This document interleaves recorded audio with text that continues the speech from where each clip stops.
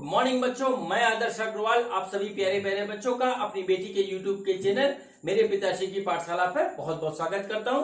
बच्चों, इस समय जो हमारा चैप्टर चल रहा है वो चैप्टर चल रहा है वर्क एनर्जी एंड पावर। और आज मैं आपसे जो है पोटेंशियल एनर्जी के बारे में बात करूंगा।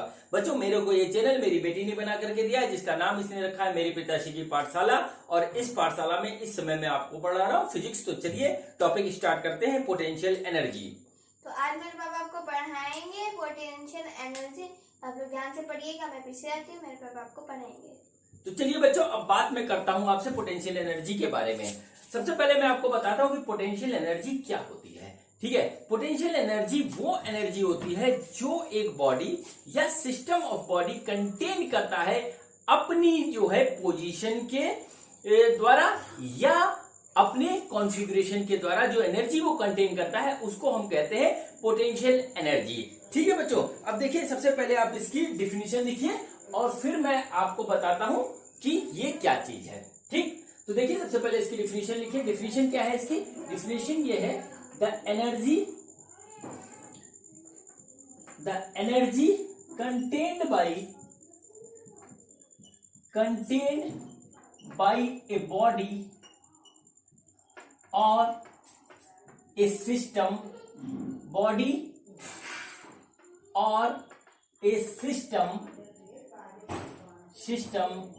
by the virtue of its position। ठीक है, ये देखिए इंपॉर्टेंट टर्म है, its position और its configuration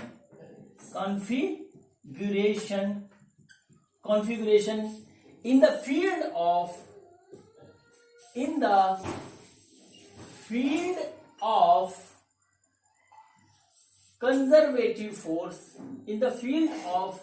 conservative force is known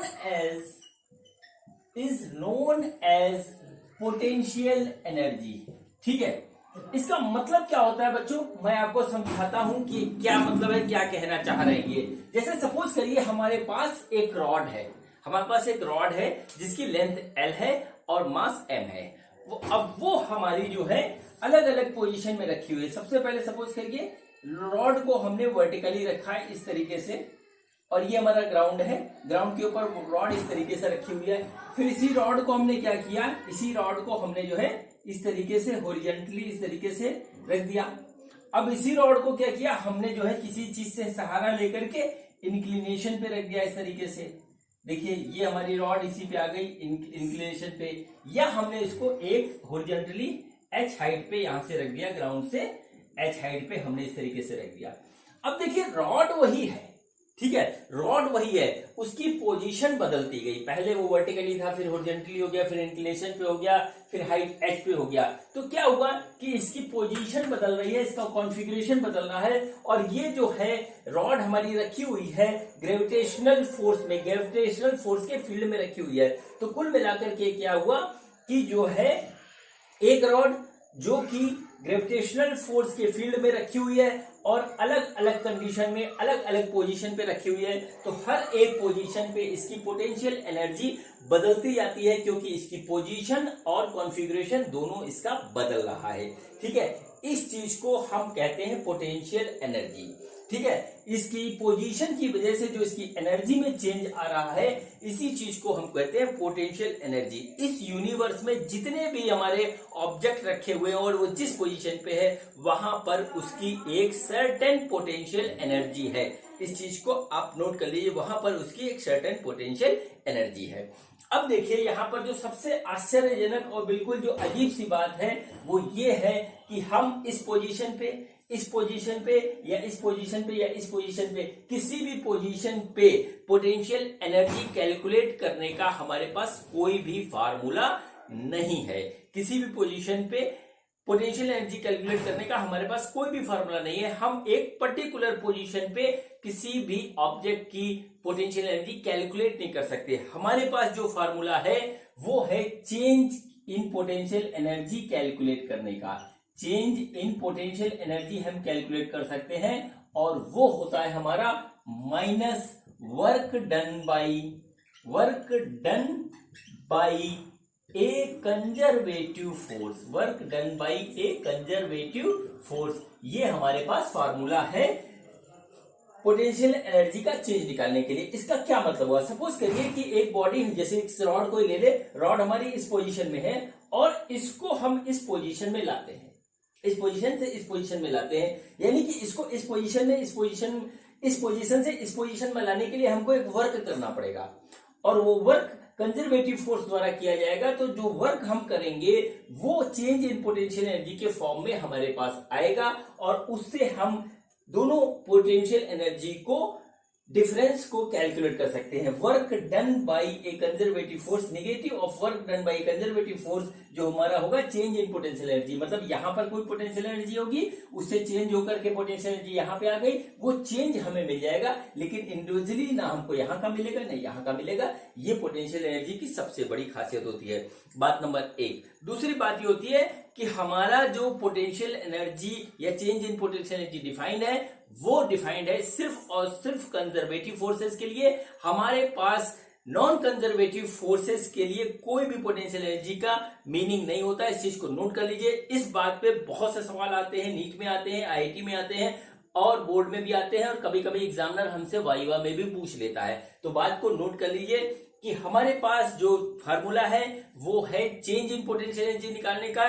potential energy निकालने का कोई भी फार्मूला नहीं है और पोटेंशियल एनर्जी डिफाइन है सिर्फ और सिर्फ, या change in potential energy define है सिर्फ और सिर्फ कंजर्वेटिव फोर्सेस के लिए। नॉन कंजर्वेटिव फोर्सेस के लिए हमारे पास कोई भी पोटेंशियल एनर्जी डिफाइन नहीं है, कोई मीनिंग नहीं नॉन कंजर्वेटिव फोर्सेस के लिए पोटेंशियल एनर्जी का। इतनी बात है, बड़ी इंपॉर्टेंट बात है। तो बच्चों यहां पर देखिए हमको क्या मिला, हमको मिला change in potential energy equal to minus work done by conservative forces. Change in potential energy क्या होता है? Final potential energy minus initial potential energy equal to minus work done by conservative force, और यही formula हमारे पास होता है important. ठीक है, यही फार्मूला हमारे पास इंपॉर्टेंट होता है। और अब चलिए मैं आपका कंफ्यूजन दूर करता हूं जो आज तक आपने पढ़ रखा है 10th से। आपके दिमाग में एक बात आ रही होगी कि सर हमने तो पोटेंशियल एनर्जी पढ़ रखी है mgh, यदि किसी ऑब्जेक्ट को हम h हाइट पे ले जाएं तो उसकी पोटेंशियल एनर्जी हो जाती है mgh। आपने जो पढ़ा है वो अधूरी बात है और मैं आपको पूरी बात बताता हूं कि mgh कहां से आता है। उस चीज को आप देखिए, आपने जो पढ़ा है वो ठीक है, वो भी पोटेंशियल एनर्जी ना होकर के चेंज इन पोटेंशियल एनर्जी होता है।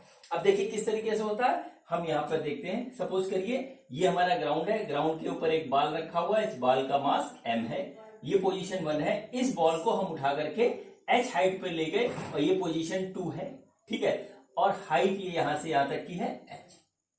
ठीक, अब आपने जो पोटेंशियल एनर्जी पढ़ी है सेकंड पोजीशन पर वो पढ़ रखी है mgh। ठीक है, अब देखिए आया कहां से, इसी कंसेप्ट को हम अप्लाई करेंगे जो अभी मैंने आपको थोड़ी देर पहले बताया है। ठीक है, तो देखिए किस तरीके से है। मैंने आपसे क्या कहा, मैंने आपसे कहा कि हमारे पास जो फार्मूला है वो है change in potential energy equal to minus work done by conservative forces. अब देखिए हमको बॉल को पोजीशन 1 से पोजीशन 2 पे ले जाने पर हमको वर्क करना पड़ा। किसके अगेंस्ट वर्क करना पड़ा? ग्रेविटेशनल फोर्स के अगेंस्ट वर्क करना पड़ा। ग्रेविटेशनल फोर्स हमारा है mg और डिस्प्लेसमेंट हो रहा है इसका h की ओर। तो देखिए हमारा क्या हुआ, work done by conservative forces क्या होगा हमारा F डॉट s, यही होगा। देखिए F हमारा यहाँ पे क्या है mg है, s क्या है h है, और इनके बीच का एंगल देखिए कितना है 180 है। वर्क निकालना मैं आपको सिखा चुका हूं, जिसको थोड़ा बहुत कंफ्यूजन हो वो मेरा वर्क वाला वीडियो देख ले। तो ये हमारा होगा mgh cos 180, और यहां पर ये cos 180 होता है -1, यानी हो गया हमारा work mgh, work done by conservative forces equal to minus mgh, ये हमारा वर्क आया। अब इसको इसी फार्मूले में हम रखेंगे तो देखिए क्या आ रहा है, डेल्टा u बराबर क्या हुआ माइनस wc, ये है। तो देखिए wc हमारा क्या है माइनस mgh, तो हम इसको यहां रखेंगे माइनस mgh, और ये हमारा हो गया u2 माइनस u1। ठीक है, फाइनल मतलब चेंज इन पोटेंशियल एनर्जी, मतलब सेकंड पोजीशन पे हमारी potential energy minus initial potential energy बराबर ये आ गया। अब देखिए हमारा क्या आएगा u2 माइनस u1, ठीक है, इक्वल टू mgh, ये आ गया। अब देखिए पोटेंशियल एनर्जी हम डिफरेंस में निकालते हैं। डिफरेंस हमारा पोटेंशियल एनर्जी का निकलता है। यहाँ पे पोटेंशियल एनर्जी कुछ है, यहाँ पे पोटेंशियल एनर्जी कुछ है, इसका डिफरेंस आ जाएगा। अब यदि हमसे पूछा जाए कि यहाँ पर पोटेंशियल एनर्जी कितनी है, तो ये हम एज्यूम करते हैं। हम यहाँ पर पोटेंशियल एनर्जी एज्यूम कर लेते हैं कि जीरो है। क्या यहाँ पे सर्टेनली जीरो है? नहीं, यहाँ पे पोटेंशियल एनर्जी जीरो नहीं है। लेकिन चूंकि हमें डिफरेंस निकालना है, इसलिए यहाँ पर मान लो हम 10 मान ले तो भी डिफरेंस वही आएगा, कुछ भी मान ले तो भी डिफरेंस वही आएगा। तो हमने यहाँ पे जीरो मान लिया, इसको हम यहाँ पे रखेंगे तो हमारा सेकंड पोजीशन पे पोटेंशियल एनर्जी माइनस जीरो बराबर mgh, यानी कि इस तरीके से हमारा ये आ गया U2 इक्वल टू mgh। और यही हम आज तक पढ़ते आए हैं बच्चों। एक पोजीशन पे पोटेंशियल एनर्जी नहीं निकाली जा सकती, ऐसा कोई भी मेथड हमारे पास नहीं है। हम सिर्फ निकालते हैं चेंज इन पोटेंशियल एनर्जी और इस मेथड से निकालते हैं। ठीक है, आपको अब समझ में आ गई होगी बात कि जो है हमारा पोटेंशियल एनर्जी mgh किस तरीके से आता है। हमेशा चेंज इन पोटेंशियल एनर्जी होता है। मान लीजिए आपको किसी क्वेश्चन में यहाँ पे कुछ दे रखा है, तो भी हम इसी तरीके से निकालेंगे चेंज इन पोटेंशियल एनर्जी का फॉर्मूला यूज करके। ठीक है बच्चों, अब चलिए अपनी बात को मैं एक बार फिर से रिवाइज करता हूं और आपको कुछ और आगे की बात बताता हूं पोटेंशियल एनर्जी की। देखिए हमारे पास फार्मूला क्या है, change in potential energy minus work done by conservative forces, यानी final potential energy minus initial potential energy equal to minus work done by conservative forces. ठीक है, अब मान लीजिए हमारा चेंज बहुत छोटा होता है, तो हम इसको इस तरीके से लिख सकते हैं du equal to minus work done by conservative forces, छोटा सा work done by conservative forces, छोटा सा चेंज इन पोटेंशियल एनर्जी। ठीक है, ये उस केस में यूज होता है जब हमारा फोर्स वेरिएबल हो रहा होता है, कंजर्वेटिव फोर्स हमारा वेरिएबल हो रहा है, तो उस कंडीशन में हम इस फार्मूले को यूज करते हैं। ठीक है, अब देखिए मान लो हमें पूरा चेंज निकालना है, तो हम इसका इंटीग्रेशन कर देंगे इस तरीके से। और यहां पर क्या होता है, यहां पर हम इसको लिखेंगे एफ डी एक्स और x1 से x2 तक, और यहां पर हमारा जो पोटेंशियल एनर्जी निकलेगा वो आएगा u इनिशियल से u फाइनल तक। ये हमारा पोटेंशियल एनर्जी चेंज होगा, यानी कि हम इस तरीके से भी इसका यूज कर सकते हैं। और ये हमारा निकल के आ जाएगा minus F D x x1 से x2 तक। ये हमारा हो गया full concept of conservative forces के द्वारा full concept of potential energy, जो कि हम work done by conservative forces के थ्रू यहाँ पे निकाल सकते हैं। ठीक है बच्चों, तो ये हो गया हमारा। चलिए अब जो है सवाल करते हैं और देखते हैं सवाल किस तरीके से होता है। तो बच्चों सबसे पहले मैं आपके लिए सवाल वही लाऊंगा, वेरिएबल फोर्सेस और forces in the form of vector Cartesian form में जो हमको दिया होता है, उसी के सवाल में सबसे पहले आपके सामने रख रहा हूं। ठीक है, तो चलिए देखिए हमारा पहला क्वेश्चन है कि हमारे पास एक फोर्स है जो कि वेरिएबल है, और वो इस तरीके से वेरिएबल है पोजीशन के हिसाब से 3x स्क्वायर प्लस 2x। ये हमारे पास एक फोर्स है और हमको निकालनी है पोटेंशियल एनर्जी जो है सेकंड पोजीशन पे। पहले पोजीशन पे हमारे पास 100 जूल की पोटेंशियल एनर्जी है, सेकंड पोजीशन पे हमको निकालनी है, जबकि हमारा x जो वेरी कर रहा है x इक्वल टू 1 से लेकर के x इक्वल टू 2 तक। ठीक है, अब देखिए हमको यहाँ पे निकालनी है पोटेंशियल एनर्जी सेकंड पोजीशन पे, जबकि हमारा पार्टिकल x इक्वल टू 1 से x इक्वल टू 2 तक जाता है, और फोर्स हमारा जो है वो पोजीशन के हिसाब से इस तरीके से वेरिएबल हो रहा है। ठीक है, तो ऐसी कंडीशन में हम क्या करते हैं, हम छोटा सा चेंज इन एनर्जी निकालते हैं। वो हमारा क्या होगा, छोटा सा work done by conservative force. ये फोर्स हमारा कंजर्वेटिव है, ये हमको दे रखा है। ठीक है, तो देखिए इसको किस तरीके से करेंगे, ये हमारा हो जाएगा इस तरीके से माइनस एफ डी एक्स और ये हो गया हमारा du। ठीक है, अब हमको निकालना है x1 से x2 तक, और ये हमारा निकल आएगा u इनिशियल और u फाइनल या u1 u2 कर लो, जो हमको दे रखा है यहाँ पे। इस तरीके से ये आ गया। अब देखिए f की वैल्यू हम यहाँ पे रखेंगे, f की वैल्यू जो हम रखेंगे वो आएगा, f है हमारा 3x स्क्वायर प्लस 2x, और ये आ गया हमारा dx, और यहाँ से इसकी लिमिट आएगी 1 से 2 तक, और ये हमारा आ गया u2 माइनस u1। ठीक है, अब देखिए हम इसका इंटीग्रेशन करते हैं, तो इंटीग्रेशन करने पर जो आएगा हमारा वो कुछ इस तरीके से आएगा, 3x cube divided by 3 plus 2x square divided by 2, और इसकी जो लिमिट आएगी 1 से 2 तक। ये आ गया बच्चों, ये आ गया u2 माइनस u1।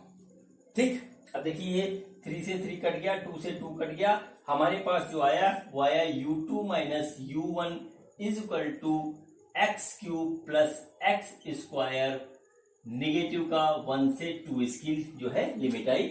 हम इसको यहां निकालेंगे u2 माइनस u1 इक्वल टू माइनस, देखिए क्या आएगा 2 cube plus 2 square minus 1 cube plus 1 square, ये इस तरीके से आ गया, यहाँ ब्रैकेट लगेगा, अंदर आ जाएगा u2 माइनस u1 और ये आया माइनस, ये आ गया 8 प्लस 4 माइनस 2 और ये इस तरीके से आ गया, ये 8 4 12 माइनस 2 माइनस 10 आ गया u2 माइनस u1। अब देखिए u1 की वैल्यू हमको कितनी दे रखी है, हमको दे रखी है 100 जूल, तो इसका मतलब क्या होगा u2 माइनस 100 बराबर माइनस 10, यानी कि u2 आ गया हमारा 90 जूल, यानी कि हमारे सेकंड पोजीशन पे x इक्वल टू 2 पे इस फोर्स के द्वारा जो पोटेंशियल एनर्जी निकलेगी वो निकलेगी हमारी जो है 90 जूल। अगर हमारा पार्टिकल इस फोर्स के द्वारा डिस्प्लेस हो रहा है और x इक्वल टू 2 पे पहुंचता है तो पोटेंशियल एनर्जी इसकी निकलेगी सेकंड पोजीशन पे 90 जूल, जबकि हमें पहली पोजीशन पे हमें पोटेंशियल एनर्जी पता है। तो देखिए मैंने क्या किया इसमें,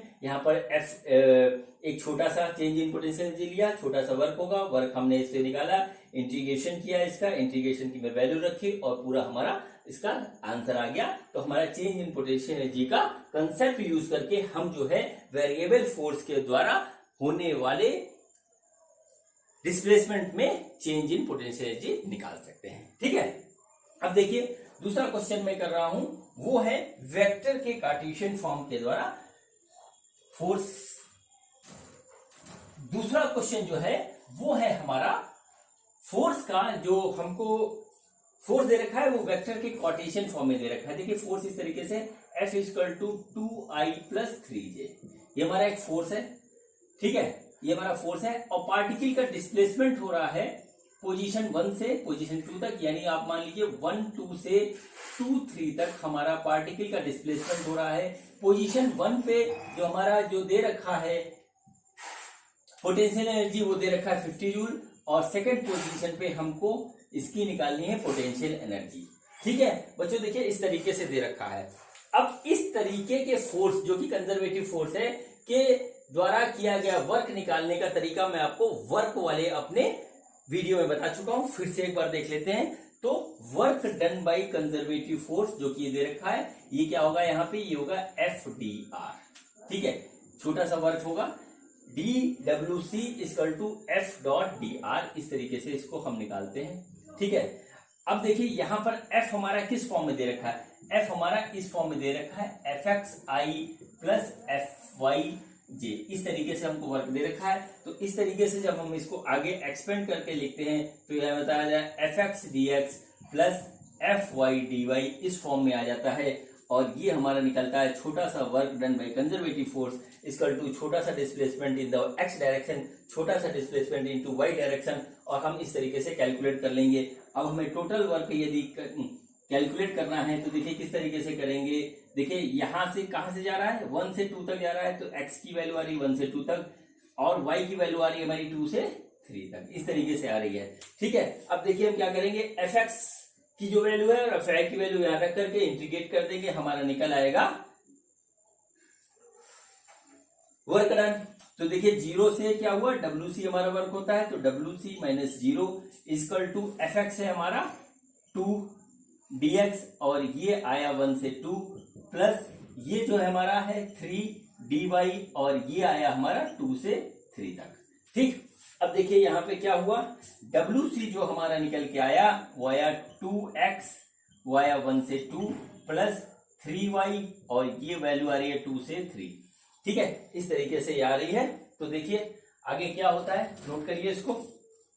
WC जो हमारा निकल के आ रहा है work done by conservative force, ठीक है, वो आ रहा है 2 इंटू 2 माइनस 2 इंटू 1, ये आया, और यहां पे आ रहा है प्लस 3 इंटू 3 माइनस 3 इंटू 2, ये हमारा निकल के आया। अब देखिए इसकी वैल्यू क्या आ रही है, 4 माइनस 2 ये आया और प्लस 9 माइनस 6 ये आया, यानी कि ये आ गया 2 और प्लस ये आ गया 3।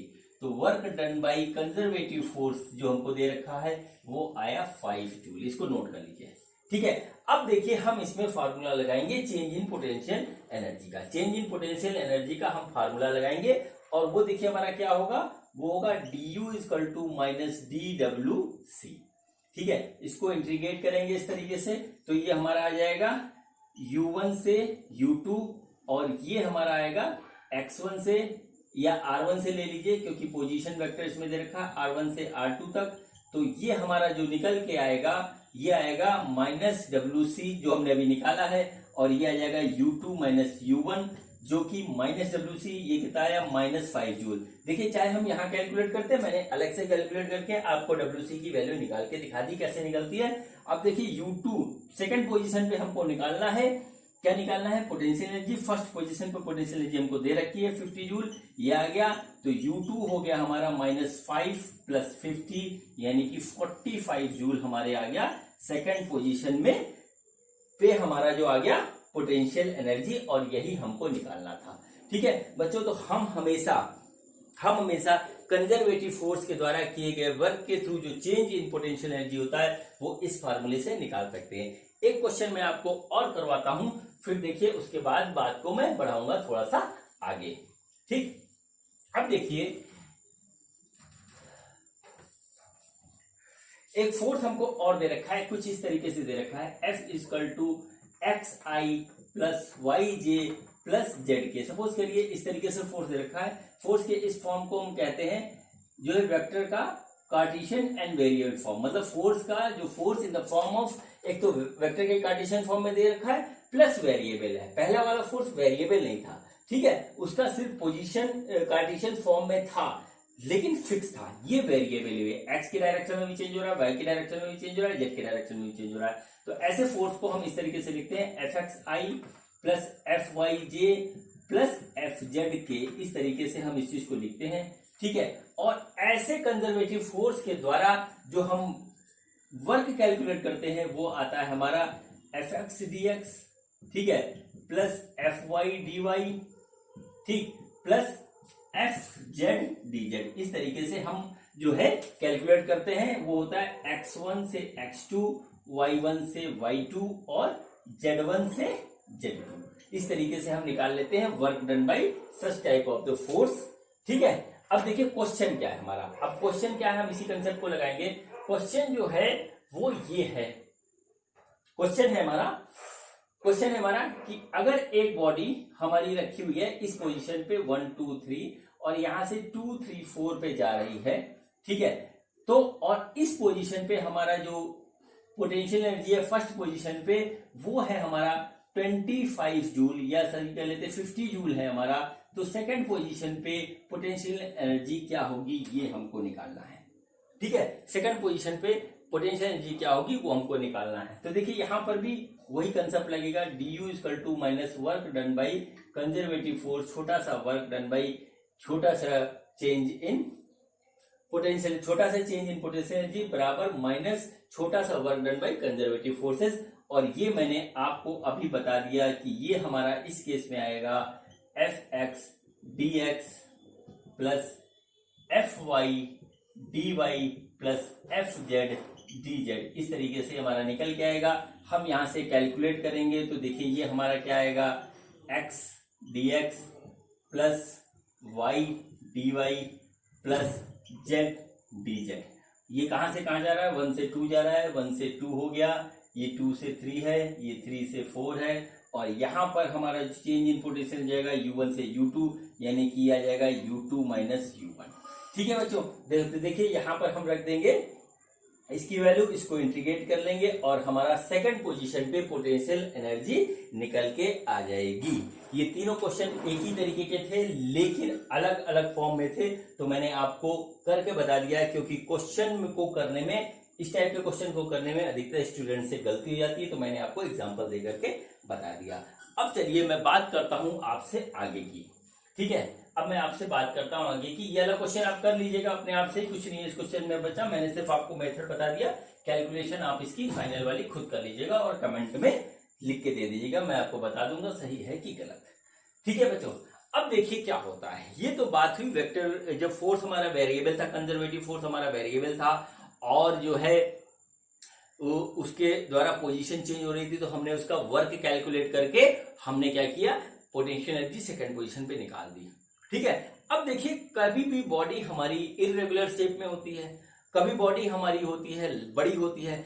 उस कंडीशन में हम जो है उसकी पोटेंशियल एनर्जी कैसे कैलकुलेट करते हैं? उसकी पोटेंशियल एनर्जी कैलकुलेट करते हैं उसकी सेंटर ऑफ मास की पोजीशन से। सेंटर ऑफ मास बड़ा इंपॉर्टेंट कंसेप्ट है। सेंटर ऑफ मास की पोजीशन से उसकी पोटेंशियल एनर्जी कैलकुलेट करते हैं। इसको नोट कर लीजिए। अभी मैंने आपको सेंटर ऑफ मास नहीं पढ़ाया है। इसके ये टॉपिक खत्म होने के बाद, वर्क एनर्जी एंड पावर का जो टॉपिक खत्म होने के बाद जो मेरा नेक्स्ट जो चैप्टर होगा वो सेंटर ऑफ मास का ही होगा। लेकिन थोड़ी सी बात बताना यहाँ जरूरी है, इसलिए बता रहा हूं। जैसे मैंने अभी आपसे एक क्वेश्चन पूछा था, मतलब आपको एग्जांपल दिया था, वो ये था कि एक बार इस पोजीशन में रॉड है, दूसरी बार इस पोजीशन में रॉड है, तो पोटेंशियल एनर्जी में डिफरेंस आ जाता है। क्या होता है बच्चों, इसकी हम पोटेंशियल एनर्जी कैलकुलेट करेंगे इसकी सेंटर ऑफ मास की पोजीशन से। इसका सेंटर ऑफ मास होता है इसके सेंटर में, बिल्कुल रॉड के सेंटर में होता है। देखिए इसके यहाँ पे होगा। अब देखिए सेंटर ऑफ मास की पोजीशन यहाँ पे चेंज हो गई। सपोज करिए इसकी लेंथ एल है, तो इसका सेंटर ऑफ मास L/2 हो गया। इसका भी सेंटर ऑफ मास L/2 पे है, लेकिन देखिए ये ग्राउंड से कहां पे है, ये 0 डिस्टेंस पे है, ठीक है, ये L/2 पे है। तो इसका जो ग्रेविटेशनल पोटेंशियल एनर्जी होगी वो mg L/2 होगी, और इसकी यदि हम ग्राउंड पे 0 मानते हैं तो वो हो जाएगी हमारी 0 के बराबर। यानी कि सेंटर ऑफ मास की पोजीशन से हम किसी बड़ी बॉडी का हम निकाल सकते हैं ग्रेविटेशनल पोटेंशियल एनर्जी, जहां पर उसकी पोजीशन होती है सेंटर ऑफ मास की, वहां पे लिख सकते हैं। अब देखिए ऐसा क्यों करते हैं। देखिए जैसे कि ये रॉड है हमारे पास, ठीक है, ये रॉड है, इस तरीके से ये रॉड है। अब इसको हमने छोटा छोटा मास यहाँ पे काटा।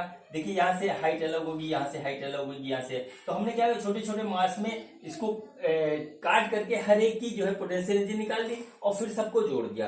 तो सबको जोड़ने पे जो उसका इफेक्टिव ग्रेविटेशनल पोटेंशियल एनर्जी आता है वो आता है उसकी सेंटर ऑफ मास की पोजीशन से। तो बॉडी किसी भी शेप की हो, किसी भी तरीके से रखी हुई हो, उसके सेंटर ऑफ मास की पोजीशन यदि हम निकाल लेंगे तो उसका जो है पोटेंशियल एनर्जी हमें फाइंड आउट हो सकता है। अब देखिए इसी कंसेप्ट के बेस पे मैं आपको एक अगला क्वेश्चन कराने जा रहा हूं, जो कि बड़ा ही अच्छा क्वेश्चन है। उसमें क्या कंसेप्ट यूज हो रहा है मैं आपको बता दूं। देखिए हमारा जो फार्मूला है वो है change in potential energy equal to minus work done by conservative forces. ये हमारा फार्मूला है। यानी कि हम यदि चेंज इन पोटेंशियल एनर्जी निकाल लें तो work done by conservative force अपने आप निकल आएगा। अभी तक हम क्या कर रहे थे कि वर्क निकाल रहे थे और हमारा जो है चेंज इन पोटेंशियल एनर्जी निकल रहा था। अब हम देखिए अगले क्वेश्चन में जो करने जा रहा हूं कि चेंज इन पोटेंशियल एनर्जी निकालूंगा और उससे work done by conservative force हम कैलकुलेट कर लेंगे, ठीक है। तो सबसे पहले देखिए क्वेश्चन क्या है और उसको हम किस तरीके से सॉल्व करते हैं इसी कंसेप्ट को लेकर के। देखिए एक हमारे पास है वेसल, ठीक है, ये हमारे पास इस तरीके से एक वेसल है यहाँ पे, और इस वेसल में यहाँ पर एक हमारे पास लगा हुआ है टैप, या कह लीजिए एक वॉल लगा हुआ है, ठीक है। इस तरीके से एक वॉल हमारे पास यहाँ पे लगा हुआ है, और इसके दोनों साइड में हमारा जो है कुछ लिक्विड भरा हुआ है जिसकी डेंसिटी है हमारी रो, ठीक है। यहाँ पे इस तरीके से एक लिक्विड इस तरीके से यहाँ पे भरा हुआ है, ठीक, यहाँ पे इस तरीके से भरा हुआ है। अब क्या किया जाता है, देखिए सब चीज बता दूं। इस वाले कॉलम में हाइट है h1, इस वाले कॉलम में हाइट है h2, ठीक है। इसका क्रॉस सेक्शन एरिया यहाँ पे a है, इसका क्रॉस सेक्शन एरिया a है, दोनों में दे रखा है, और जो लिक्विड इसमें भरा है उसका डेंसिटी है, ठीक है। अब क्या किया गया, इस टैप को खोल दिया गया। इस टैप को खोलने से क्या होगा कि ये वाटर नीचे आएगा, इसका ऊपर जाएगा, और ये दोनों जो है लेवल हमारा बराबर हो जाएगा। तो देखिए कुछ इस तरीके की सिचुएशन बनती है जब हम टैप खोल देते हैं, ठीक है। देखिए इस तरीके की सिचुएशन इसमें बनती है, ठीक है। अब क्या हुआ कि यहाँ हमारा जो है वाटर जो है इक्वल लेवल पे आ गया, दोनों ही इसमें, ये होगा, नॉर्मल सी बात है, आप जानते होंगे कि ऐसा होगा, ये आपने करके भी देखा होगा, ठीक है। यहाँ पर इस तरीके से, ठीक है। अब देखिए इसकी जो हाइट आती है वो आती है h, ठीक, इसकी हाइट आती है h।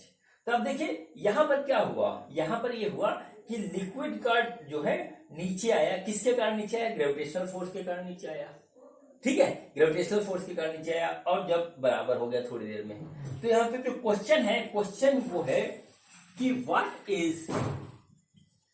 What is the work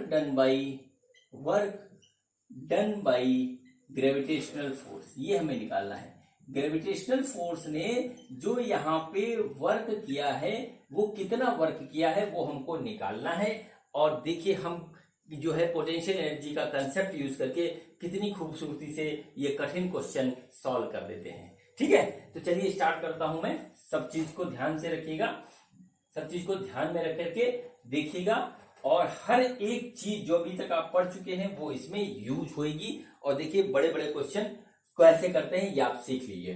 ठीक है, अब देखिए क्या हो रहा है कि इस टैप को जब हम खोल रहे हैं तो पानी इधर से इधर आ जा रहा है, पानी इधर से इधर आ जा रहा है, या लिक्विड जो कुछ भी इसके अंदर बना वो इधर से इधर जा रहा है। उसके कंडीशन में हमारा मास चेंज नहीं होता है, मतलब जितना मास वाटर का या लिक्विड का इसके अंदर जो था वो बाद में भी है। यानी कि हम सबसे पहले यहाँ पे लगाएंगे कंजर्वेशन ऑफ मास। तो सबसे पहले हम देखेंगे कि यहाँ पर जो है कितना मास है, ठीक है, और बाद में कितना रहता है। तो देखिए इसके अंदर मास कैलकुलेट करते हैं। तो देखिए मास हमारा क्या है, मास होता है हमारा, वो होता है हमारा वॉल्यूम इंटू डेंसिटी। ठीक है, वॉल्यूम इंटू डेंसिटी होता है हमारा मास। तो इस कॉलम में हम सबसे पहले मास कैलकुलेट करते हैं, वो आ रहा है m1, और वॉल्यूम देखिए क्या हुआ a इंटू h1। देखिए a इसका एरिया मैंने आपको बताया, h1 इसकी हाइट है, ये हो गया वॉल्यूम, और रो इसकी हमको डेंसिटी दे रखी है। तो इस वाले कॉलम में हमारा जो मास आया वो आया इतना। इसको हम नेग्लेक्ट कर सकते हैं क्योंकि ये चेंज नहीं हो रहा, जो यहाँ पे है वो यहाँ पे रहेगा। ठीक है, इसी तरीके से सेकंड वाले कॉलम में हमारा जो आएगा, इस वाले कॉलम में जो हमारा मास आएगा वो आएगा AH2 इंटू रो, यानी कि टोटल मास हमारा हो गया, अगर हम उसको m मान लें तो वो हो गया m1 प्लस m2, यानी कि AH1 रो प्लस AH2 रो। ठीक है, ऊपर फर्स्ट कंडीशन में जो हमारे पास टोटल मास ऑफ लिक्विड आया वो ये आया, और ये इस तरीके से हो गया A row H1 plus H2। ये हो गया हमारा मास इन फर्स्ट कंडीशन। ठीक है, इसको MA रख लेते हैं। ठीक है, अब क्या हुआ, यहां पर वही बात आ गई। ठीक है, अब हम दूसरी कंडीशन में मास लिखा रहे हैं, उसको हम MB लिख लेते हैं। तो देखिए यहां पर हाइट है h, ठीक है, तो कितना हुआ AH इंटू रो आ जाएगा, वॉल्यूम इंटू डेंसिटी, प्लस उस वाले में भी यही आएगा AH रो। तो हमारा यहां पर आ गया 2A रो H, ये आ गया मास इन सेकंड कंडीशन। इसको हमने MB रख लिया। अब देखिए लिक्विड इधर से इधर आया, लेकिन जो है उसका मास चेंज नहीं हुआ। इसका मतलब क्या हुआ कि हमारा जो पहली वाली कंडीशन में मास था वही दूसरी वाली कंडीशन में मास हो गया। ठीक है, अब देखिए इन दोनों को इक्वल कर रहे हैं, तो ये हमारा MA आया है हमारा A row H1 plus H2, और यहां पे आ रहा है 2A रो H, ये आ गया। देखिए A रो से A रो कट गया, यानी कि यहां पर जो हमारा निकल के आया वो आया 2H equal to H1 plus H2। इसका मतलब आया H equal to H1 plus H2 divided by 2। ठीक है, यानी कि जो हमारी हाइट इसमें आ रही है वो इन दोनों के हाइट के अर्थमेटिक मीन के बराबर है। ठीक है, तो हम इसको यहाँ पे नोट कर लेते हैं। जो सेकंड कंडीशन में आया वो आया H1 plus H2 divided by rho. ठीक है, ये तो हमारी हुई एक बात। अब देखिए इसमें हम ग्रेविटेशनल पोटेंशियल एनर्जी का कंसेप्ट किस तरीके से अप्लाई करते हैं। अभी मैंने आपको बताया कि ग्रेविटेशनल पोटेंशियल एनर्जी को हम उसके किसी भी बॉडी के सेंटर ऑफ मास की पोजीशन से कैलकुलेट कर सकते हैं। ठीक है, तो अब देखिए ये एक लिक्विड कॉलम है, इसका जो सेंटर ऑफ मास होगा वो इसके हाफ पे होगा, यानी H1/2 पे होगा, इसका H/2 पे होगा, इसका H2/2 पे होगा, इसका H/2 पे होगा। तो देखिए हमारा जो ग्रेविटेशनल पोटेंशियल एनर्जी इस कंडीशन में आएगी इस वाले लिक्विड कॉलम की, वो देखिए हमारा कुछ इस तरीके से आएगी। अगर हम इसको लिख लें U1 तो वो हमारी आएगी mgh, इस तरीके से आएगी mgh, जो हमको पता भी है। अब देखिए यहां पर m कितना है, m है हमारा AH1 रो, ये m है, volume into density into g, और ये h है सेंटर ऑफ मास की पोजीशन, जो कि हो जाएगा H1/2, यानी कि यहां पे आता है A रो G H1/2। ये पहली कंडीशन में इस वाले कॉलम में हमारी ग्रेविटेशनल पोटेंशियल एनर्जी होगी इस लिक्विड की। इसी तरीके से इसकी जब हम निकालेंगे तो सेकंड कॉलम में हमारी हो जाएगी, वो हो जाएगी ए rho g H2 square by 2। Same फंडा यहाँ पे लगेगा, यानी कि फर्स्ट कंडीशन में, एक कंडीशन में हमारी जो टोटल ग्रेविटेशनल पोटेंशियल एनर्जी हो रही है वो हो रही है U1 प्लस U2, यानी कि a rho g H1 square by 2 plus a rho g H2 square by 2। ये हमारा आ गया potential energy of this system. Total potential energy this system की आ गई, वो आ गई है। अब देखिए इसको हम कैलकुलेट करके लिखेंगे तो आ जाएगा ए rho g H1 square by 2 plus H2 square by 2, ये आ गया। यानी कि हम इसको लिख सकते हैं ए rho g H1 plus H2 square plus H2 square divided by 2। ये हमारी पोटेंशियल एनर्जी आ गई पहले वाली कंडीशन, जिसको हमने बनाया है कंडीशन ए। ठीक है, अब हम इसको नोट रखते हैं, बाकी हम मिटा देते हैं। अब देखिए क्या हुआ कि जब टैप खोला गया तो लिक्विड का शेप और कॉन्फ़िगरेशन बदल गया, ये इधर से उधर फ्लो कर गया। तो क्या हुआ कि जब लिक्विड का शेप, पोजीशन सब बदला तो क्या होगा कि इसकी पोटेंशियल एनर्जी बदल जाएगी। मैंने सबसे पहले डिफिनेशन बताई थी कि कोई भी बॉडी या सिस्टम ऑफ बॉडी या कुछ भी जो है, जब अपनी पोजीशन और कॉन्फ़िगरेशन के कारण जितनी एनर्जी कंटेन करता है उसको हम पोटेंशियल एनर्जी कहते हैं। तो देखिए जब इसको टैप खोल दिया गया तो इसका कॉन्फ़िगरेशन बदल गया। अब क्या हुआ कि इस कारण से इसकी पोटेंशियल एनर्जी बदल गई। अब देखिए हम पोटेंशियल एनर्जी निकालेंगे बी कंडीशन में, तो हम इसको लिखेंगे यूबी। अब देखिए क्या होगा, इसका जो टोटल पोटेंशियल एनर्जी होगा वो इसके सम और इसके पोटेंशियल एनर्जी के सम के बराबर होगा। तो यानी कि क्या होगा 2 into potential energy of condition second, तो क्या 2 इंटू ए रो H और H बाई 2। ये क्या आया, 2 से मल्टीप्लाई इसलिए किया है मैंने क्योंकि इस कॉलम की और इस कॉलम की पोटेंशियल एनर्जी बराबर होगी, क्योंकि दोनों में हाइट बराबर है। और उसी फंडे से हमने निकाल दिया, तो ये हमारे पास आ गया 2 से 2 कट जाएगा और ये आ गया ए रो H स्क्वायर। ये हो गया हमारा सेकेंड कंडीशन में potential energy. Second condition B वाली कंडीशन में पोटेंशियल एनर्जी आ गई। जब हमने यहाँ पे टैप खोल दिया तो लिक्विड बराबर आ गया। अब हमको क्या करना है, हमको निकालना था, हमको जो चीज निकालनी थी वो निकालनी थी work done by gravitational force. Work done by gravitational force निकालना था।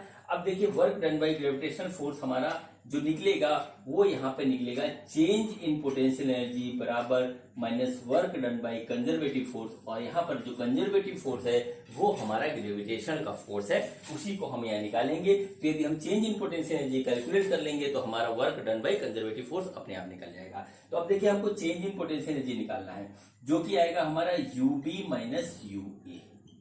ठीक है, इसको हमें निकालना है, हमारा आ जाएगा work done by conservative force. यहाँ पे आ गया।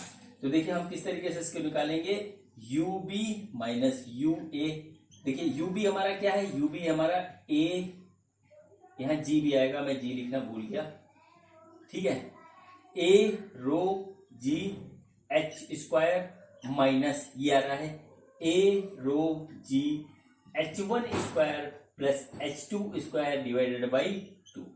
ये आ गया हमारा change in potential energy from this condition to this condition.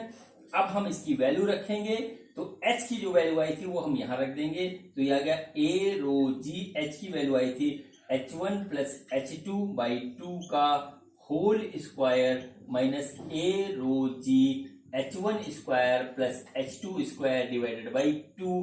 और इसको सॉल्व कर लेंगे, जो कुछ भी आएगा वो आप देख लीजिएगा, और यही हमको दे देगा minus work done by conservative forces.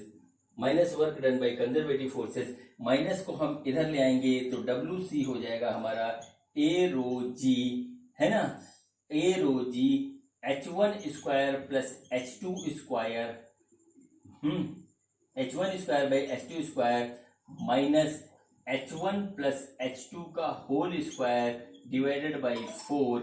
ये हमारा आंसर होगा। इसको कैलकुलेट कर लीजिएगा, आपका work done by conservative force या कहें कि work done by gravitational force हमारा निकल के आ जाएगा। मतलब इसमें क्या हुआ कि यदि हम चेंज इन पोटेंशियल एनर्जी निकाल लें तो हमारा work done by conservative force निकल जाएगा, या work done by conservative force हम किसी क्वेश्चन में निकाल लें तो हम जो है चेंज इन पोटेंशियल एनर्जी निकाल सकते हैं। ये क्वेश्चन काफी स्टैंडर्ड का है, मैंने आपको करवा दिया। उम्मीद है कि आपको समझ में आया होगा और आप और क्वेश्चन करोगे। ठीक है, अब चलिए बात करते हैं आगे की। बच्चों चलिए अब बात मैं आपसे आगे की करता हूं और पोटेंशियल एनर्जी में आगे बढ़ते हैं। देखिए हमारे सिलेबस में 3 तरीके की पोटेंशियल एनर्जी है। एक तो है gravitational potential energy, gravitational potential energy, और फिर है स्प्रिंग पोटेंशियल एनर्जी, और फिर है इलेक्ट्रोस्टैटिक पोटेंशियल एनर्जी। 3 तरह की पोटेंशियल एनर्जी हमको पढ़नी है। हमने ग्रेविटेशनल पोटेंशियल एनर्जी के बारे में आपसे बात कर ली, बाकी जो कुछ बचा हुआ है वो मैं ग्रेविटेशन के चैप्टर में आपसे बात करूंगा। अब बात करते हैं स्प्रिंग पोटेंशियल एनर्जी की, और इलेक्ट्रोस्टैटिक पोटेंशियल एनर्जी की बात मैं करूंगा जब मैं आपको पढ़ाऊंगा इलेक्ट्रोस्टैटिक। तो चलिए बात करते हैं हम स्प्रिंग पोटेंशियल एनर्जी की।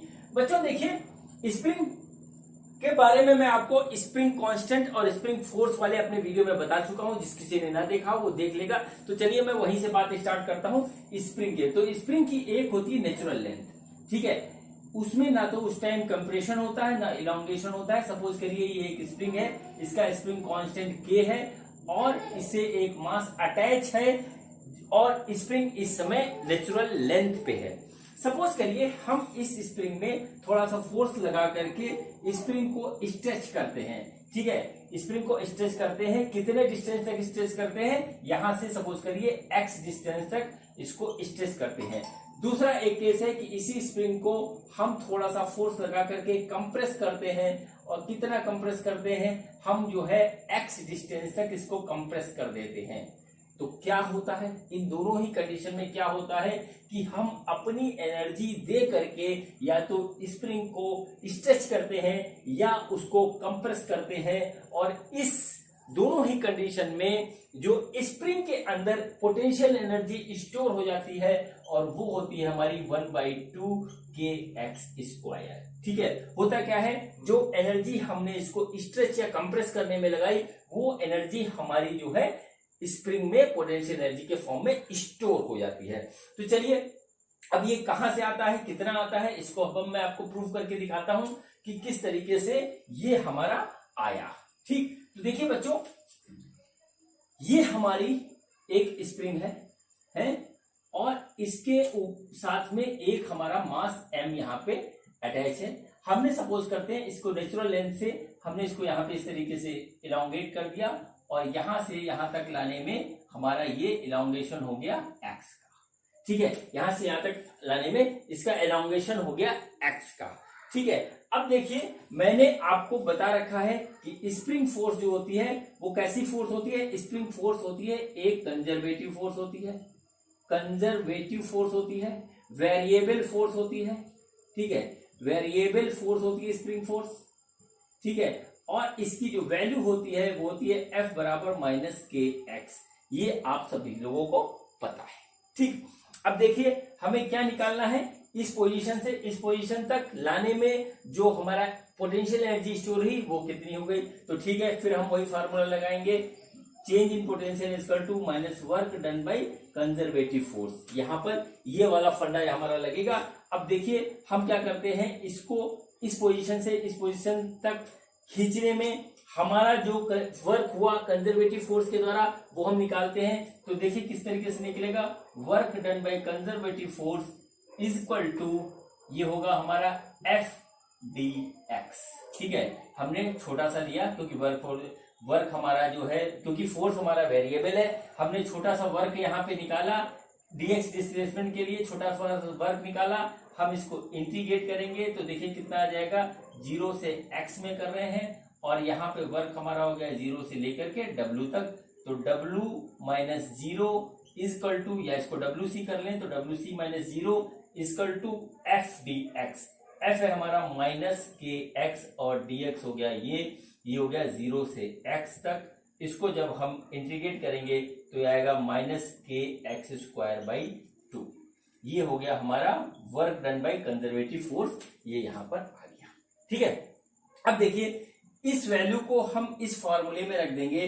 तो सपोज करिए ये हमारी पोजीशन 2 है, ये पोजीशन 1 है, तो हम यहाँ पे लिख देंगे U2 माइनस U1 इक्वल टू माइनस, ठीक है, अंदर work done by conservative force या work done by spring force हमारा कितना आया, माइनस के एक्स स्क्वायर बाई 2, और इस तरीके से माइनस माइनस प्लस हो गया, ये आ गया के एक्स स्क्वायर बाई 2 और U2 माइनस U1, ठीक है।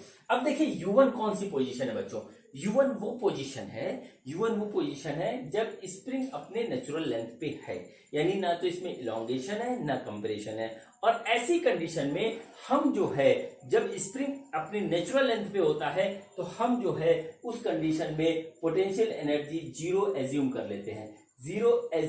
लेते हैं, हम कहीं पर भी पोटेंशियल एनर्जी को जीरो एज्यूम कर सकते हैं, ऐसा सुविधा हमारे साथ है, क्योंकि हमको निकालना है पोटेंशियल एनर्जी का डिफरेंस। तो हमने यहाँ पर जो है नेचुरल लेंथ पे हमने पोटेंशियल एनर्जी जीरो एज्यूम कर ली, तो U2 माइनस 0 इक्वल टू 1/2 के एक्स स्क्वायर हो गया, यानी कि U2 इक्वल टू हो गया 1/2 के एक्स स्क्वायर, और यही पोटेंशियल एनर्जी होती है जो कि स्टोर हो जाती है स्प्रिंग में, चाहे हम उसका एलोंगेशन करें चाहे उसका कंप्रेशन करें, वो हमारा जो है स्प्रिंग में स्टोर हो जाती है एज ए पोटेंशियल एनर्जी, और इसी पोटेंशियल एनर्जी को हम कहते हैं स्प्रिंग पोटेंशियल एनर्जी। यहां पर देखिए सबसे जो एक बात जो बड़ी इंपॉर्टेंट है कि हमारा जो स्प्रिंग पोटेंशियल एनर्जी की वैल्यू बढ़ रही है वो एक्स की वजह से बढ़ रही है, ठीक है। अब देखिए एक्स स्क्वायर है, यानी कि चाहे हम कंप्रेशन करें चाहे एलोंगेशन करें, एक्स स्क्वायर हमेशा पॉजिटिव रहेगा, ठीक है। कंप्रेशन में नेगेटिव हो सकता है लेकिन हमारा पॉजिटिव होगा। तो एक बात आप नोट कर लीजिए, spring potential energy is always positive, ये नोट कर लीजिए, ये इंपॉर्टेंट फैक्टर है, काम आता है, ठीक है। ये spring potential energy is always positive, जबकि ग्रेविटेशनल पोटेंशियल एनर्जी हमारी निगेटिव हो सकती है, और इलेक्ट्रोस्टैटिक पोटेंशियल एनर्जी भी हमारी निगेटिव हो सकती है, लेकिन स्प्रिंग पोटेंशियल एनर्जी हमेशा और हमेशा पॉजिटिव होती है। बच्चों इस बात को आप नोट कर लीजिए। अब चलिए इसके कुछ क्वेश्चन करते हैं, छोटे छोटे से, ज्यादा बड़े नहीं करेंगे, क्वेश्चन करते हैं छोटे छोटे, ताकि आपका कंसेप्ट पूरी तरीके से क्लियर हो जाए, ठीक। अब देखिए यहां पर ये हमारे पास एक स्प्रिंग है और इसके साथ एक मास अटैच है, इस तरीके से हमने क्या किया, इसको जो है यहां से यहां तक x इक्वल टू 1 से x इक्वल टू 2 तक हमने इलोंगेट किया। तो हमको निकालना है work done by spring force या कंजर्वेटिव फोर्स, ठीक है, कंजर्वेटिव फोर्स, ठीक है, work done by spring force या conservative force from x1 to x2, ये हमारा जो है क्वेश्चन है। अब देखो इसको हम दो तरीके से कर सकते हैं, ठीक है, दो तरीके से कर सकते हैं। एक तो हम वर्क डन निकालें, किसके कारण, एफ डी एक्स लगा करके निकालें, कहां से करें, x इक्वल टू 1 से x इक्वल टू 2 तक कर दें तो हमारा निकल आएगा, ठीक है। ये मेथड थोड़ा सा लंबा होता है, ठीक, करने को हम इस तरीके से कर सकते हैं। अब हम बच्चों यहाँ पे क्या करेंगे, हम करेंगे change in potential energy equal to minus work done by conservative force या स्प्रिंग फोर्स, यहाँ पे कंजर्वेटिव फोर्स है वो हमारा स्प्रिंग फोर्स है। तो देखिए यहाँ पे क्या आएगा, U2 माइनस U1 बराबर माइनस WC। अब देखिए U2 हमारा क्या है, इसको इस पोजीशन को हम सेकंड पोजीशन ले लेते हैं, इसको फर्स्ट पोजीशन लेते हैं। तो यहाँ पर जो हमारा पोटेंशियल एनर्जी होगा वो 1/2 के x2 स्क्वायर ले लें माइनस 1/2 के x1 स्क्वायर बराबर minus work done by conservative force. के की वैल्यू यहाँ पर है 100 न्यूटन पर मीटर, मैंने लिखना भूल गया था, इसको नोट कीजिए, के की वैल्यू 100 न्यूटन पर मीटर। अब देखिए यहां से देखिए हमारा 1/2 के कॉमन आ रहा है, x2 square minus x1 square, ये हो गया बराबर minus work done by conservative force. अब देखिए वैल्यूज रखेंगे तो 1/2 इंटू 100, x2 की पोजीशन है 2 स्क्वायर माइनस 1 स्क्वायर, और ये आ गया minus work done by conservative force. इसको सॉल्व करेंगे तो देखिए ये कर रहा है, आ रहा है 50, और minus work done by conservative force आ रहा है हमारा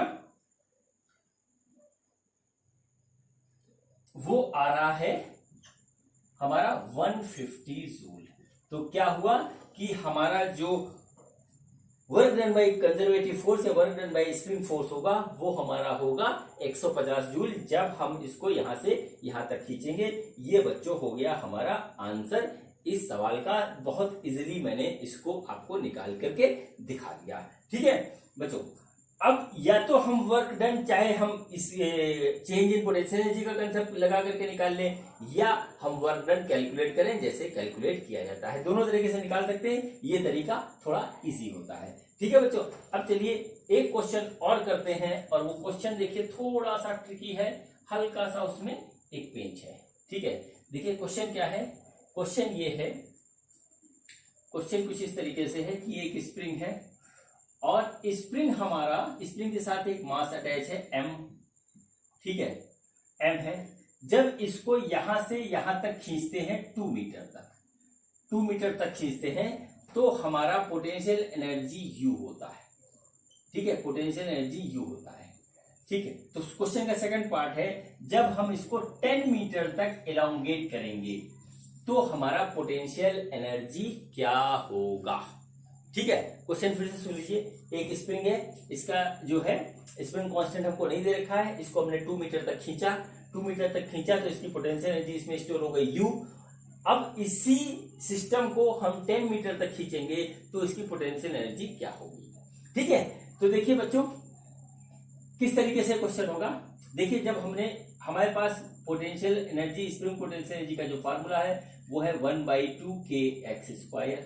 यहां पे हमको k नहीं दे रखा और यही इस क्वेश्चन में पॉइंट है। U पोटेंशियल एनर्जी होती है जब हम उसको खींचते हैं 2 मीटर तक, यानी ये हो गया 2²। ठीक है, 2² यहां पे इस तरीके से आ गया, यानी कि ये कितना हो जाएगा 1/2 k 2 × 2, 2 से 2 कट गया, यानी कि 2k = हो गया U, यानी k = आ गया U/2। और इसको नोट कर लीजिए यहाँ पे साइड में, k = हो गया U/2। ठीक, अब देखिए हमको निकालना है potential energy stored in the spring when it is elongated to the 10 metre. तो उस कंडीशन में हम मान लेते हैं U10 हो गया। ठीक है, तो उसको ले लेंगे 1/2 kx²। फिर हम लेंगे, यही पोटेंशियल एनर्जी का फॉर्मूला हमारे पास, तो 1/2 k की वैल्यू कितनी आई, देखिए U/2 आई है, यही इसमें नोट करना था। और x हमारा कितना है 10 है, तो 10 × 10 हो जाएगा, ये कटेगा आएगा 5, ये कटेगा आएगा 5 और ये आ जाएगा 25U। यानी कि जब हम इसको खींचेंगे 10 मीटर तक तब इसका जो पोटेंशियल एनर्जी स्टोर होगा वो हो जाएगा 25U और यही इसका आंसर है। इसमें k नहीं दिया हुआ था और k को निकाल करके हमको सेकंड कंडीशन में इसकी वैल्यू रखनी थी। तो बच्चों ये मेरा जो है वीडियो था पोटेंशियल एनर्जी के बारे में। मैंने अपनी पूरी कोशिश की आपको जो है पोटेंशियल एनर्जी बहुत अच्छी तरीके से समझाने के लिए, कुछ अच्छे क्वेश्चन भी किए। अभी भी पोटेंशियल एनर्जी में बहुत कुछ रहता है बताने के लिए, वो मैं आपको धीरे धीरे बताता रहूंगा। मेरा नेक्स्ट वीडियो जो होगा वो होगा इक्विलिब्रियम पे। इक्विलिब्रियम पोटेंशियल एनर्जी के कारण होता है। 3 तरीके के इक्विलिब्रियम होते हैं, अनस्टेबल इक्विलिब्रियम, स्टेबल इक्विलिब्रियम और न्यूट्रल इक्विलिब्रियम। तो इस कंसेप्ट को पढ़ लीजिएगा, इसकी प्रैक्टिस कर लीजिएगा। उसके बाद नेक्स्ट वीडियो में मैं आपसे मिलूंगा इक्विलिब्रियम के कंसेप्ट के साथ। तो बच्चों अब मेरे को इजाजत दीजिए, थैंक यू।